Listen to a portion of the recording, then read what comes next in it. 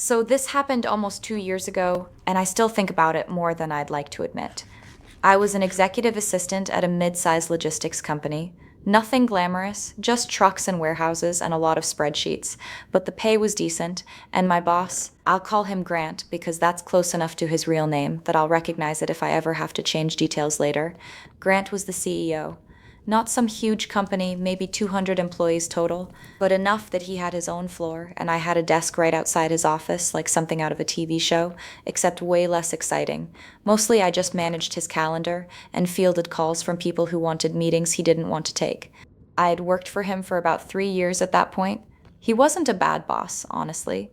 A little intense, definitely a workaholic, but he remembered my dog's name and asked about my mom when she was sick, so I didn't have any complaints. I want to say that up front because what happened later makes him sound like a monster, and he wasn't. Not really.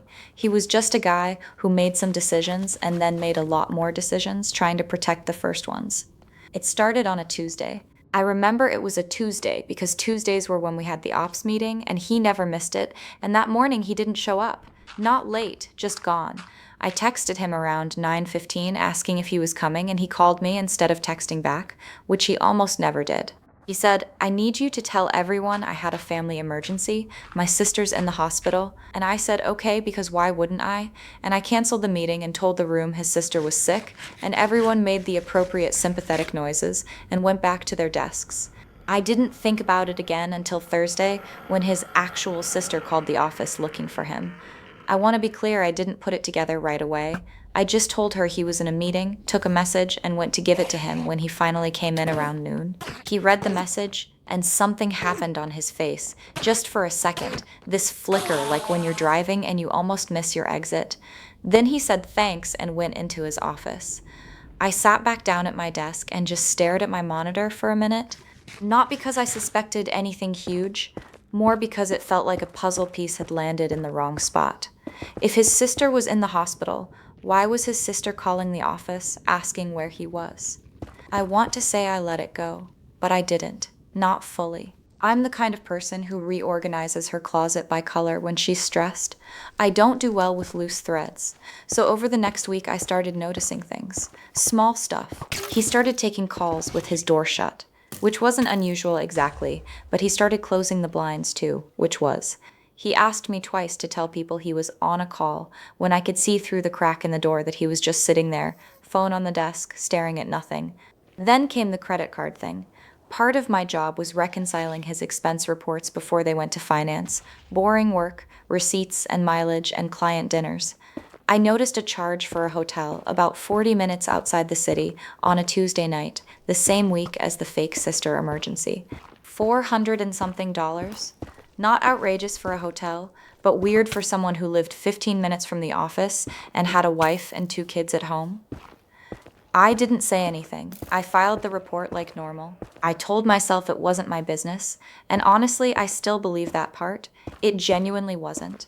People have affairs. It's sad. It happens. It wasn't my job to police my boss's marriage. But then it kept happening. Every couple weeks, there'd be another Tuesday, another vague excuse, another hotel charge, sometimes a different hotel, once a spa resort about 2 hours away that had a suspiciously specific line item for a corporate retreat, single attendee. I remember laughing a little when I saw that one, not because it was funny, more because it was such a lazy cover story that I almost respected the audacity. Here's where it gets complicated, and here's the part that I still feel weird about.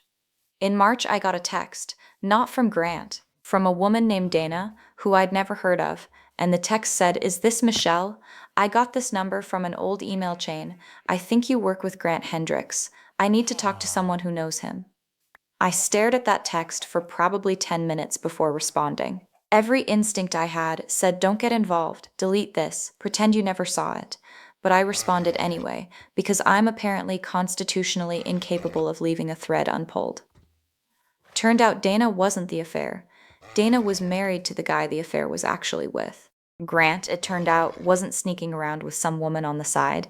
He was seeing a man named Curtis who ran a small fleet maintenance company that, and this is the part that made my stomach do something unpleasant, was also one of our vendors. Curtis's company handled maintenance contracts for about a third of our truck fleet. Dana had found messages on Curtis's phone by accident, the way these things always seem to happen. An iPad that stayed logged into iMessage, a notification that popped up at the wrong moment. She wasn't angry in the way I expected. She sounded more tired than anything, like someone who'd suspected something for a while and finally had proof and didn't know what to do with it. I told her I appreciated her reaching out, but I didn't think I was the right person to help with this, and I meant it. This felt like something way above my pay grade, in every sense, but she said something that stuck with me. She said, I'm not calling because I want revenge. I'm calling because Curtis's company shouldn't be getting contracts because of who he's sleeping with. That's not fair to the other vendors, and I think it might not even be legal the way it's structured. That reframed everything for me, because up until that point, I'd been thinking about this as an affair, which, gross, sad, not my business. But if Curtis's contracts were being awarded or inflated because of a personal relationship with our CEO, that was a completely different problem. That was the kind of thing that could get the company in real trouble, the kind of thing our board would want to know about. So I did something I probably shouldn't have. I pulled the vendor contract history. I had access to it because I helped process a lot of the approvals that went through Grant's office. And sure enough, over the past year and a half, Curtis's company's contract value had gone up almost 60%, way more than any other vendor, and there were two instances where his bids came in higher than a competitor's and got approved anyway, with Grant's signature and a note that just said quality concerns with alternate vendor, no further explanation. I sat with that information for almost 2 weeks doing nothing. I want to be honest about that because in every version of this story people tell themselves later, they make it sound like they acted immediately and decisively, and that's not what happened to me. I went to work every day. I made Grant's coffee the way he liked it, extra hot, splash of oat milk. I booked his flights. I laughed at his jokes in meetings, and the entire time I had this folder saved on a personal drive with numbers that I was pretty sure could end his career. What finally pushed me was small and honestly kind of stupid.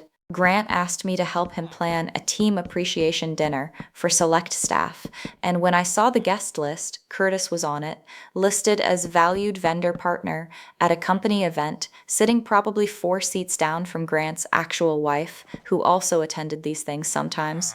I don't know why that was the thing that got to me more than the contracts or the hotel receipts, but something about imagining that dinner, his wife making small talk with the man her husband was sleeping with, and not knowing, that felt uglier than the paperwork ever had. I went to our head of HR, a woman named Priya, who I trusted about as much as you can trust anyone in HR, which is to say, cautiously. I didn't lead with the affair. I led with the contracts because that felt like the part I could actually justify bringing forward, that felt like it was about the company and not about gossip. I showed her the bid history. I told her I had reason to believe there was an undisclosed conflict of interest with the vendor relationship. Priya's face did this thing where she got very still, the way people do when they're doing math in their head about how bad something is going to be.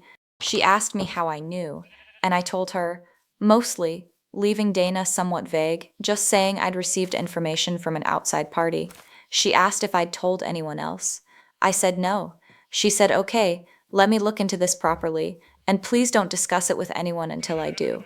2 days later, Grant called me into his office, and for a second I thought I'd been made, that Priya had said something, that this was it. But it wasn't that. He wanted me to book another one of the fake sister trips. He said it exactly like he always did, casual, like he was asking me to reschedule a dentist appointment. I remember sitting there looking at him, this man I'd worked for 3 years, who knew my dog's name, who once drove me to urgent care when I sliced my hand open on a paper cutter because I didn't have a car that week. And I just said, sure, I'll handle it, and went back to my desk and felt genuinely sick. The investigation took about 6 weeks. I wasn't part of it after that first conversation. They brought in an outside firm, which I only knew because Priya's calendar started filling up with meetings labeled things like external counsel that she definitely didn't want me asking about. During those 6 weeks, I kept working for Grant like normal. That was the worst part, honestly. Not the discovery, not even the guilt, but the sheer boring normalcy of still booking his dry cleaning pickup and reminding him about his kid's soccer game while knowing what I knew. Dana texted me twice during that time just to check if anything was moving. I told her I couldn't really say much, which was true, but I also told her I hadn't forgotten, which felt important to say. The board found out in May. I don't know all the details of what came out in the investigation because obviously I wasn't in those rooms, but the short version is that Grant resigned before they could formally terminate him, which everyone understood was the polite version of getting fired. The vendor contract with Curtis's company got terminated too, and from what I heard through the world's least reliable grapevine, Curtis's business took a real hit because our contracts had apparently made up close to 40% of his revenue. Here's the part that still bothers me.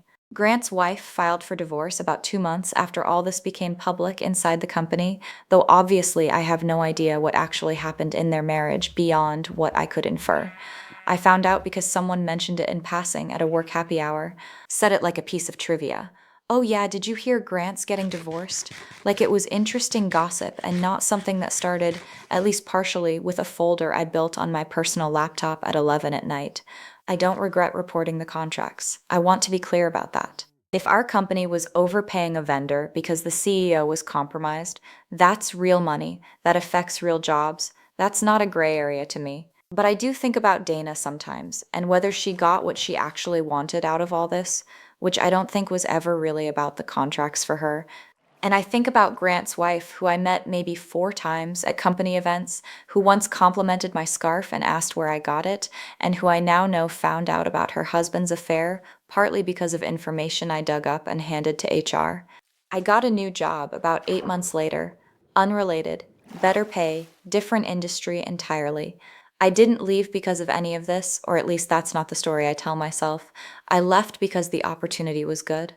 But I'd be lying if I said the office ever felt normal again after Grant left. The new CEO they brought in was fine, forgettable, honestly, and I lasted under him for less than a year before I moved on. I still have Dana's number saved in my phone. We don't talk anymore, haven't in over a year, but I never deleted it. I think I keep it the same way you keep a receipt for something you're not sure you should have bought, not because you plan to return it, just because throwing it away feels like pretending it didn't happen. Every so often, I think about that Tuesday morning, the first fake sister call, and how easy it would have been to just believe him and never think about it again. Most people would have. I don't know if what I did instead makes me someone with integrity or just someone who can't leave things alone. Probably both. I've stopped trying to decide which one it is.